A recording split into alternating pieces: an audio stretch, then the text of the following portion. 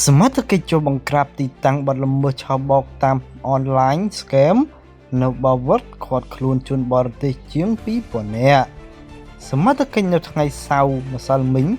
បានបើកប្រតិបត្តិការបង្ក្រាបទីតាំងសង្ស័យប្រព្រឹត្តអំពើឆបោកតាមប្រព័ន្ធបច្ចេកវិទ្យាអនឡាញ scam ក្នុងបរិវេណកាស៊ីណូវ៉ាន់ឆឹង A7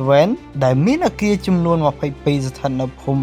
តាបបសង្កាត់បាវិតក្រុងបាវិតខេត្តស្វាយរៀងបើតាមសមត្ថកិច្ចបានឃាត់ខ្លួនជនសង្ស័យជាជនបរទេសសរុប 2044 នាក់ក្នុងនោះជនជាតិចិន 1792 នាក់វៀតណាម 177 នាក់មីយ៉ាន់ម៉ា 179 នាក់នេប៉ាល់ 30 នាក់ចិនតៃវ៉ាន់ 5 នាក់ម៉ាឡេស៊ី 1 នាក់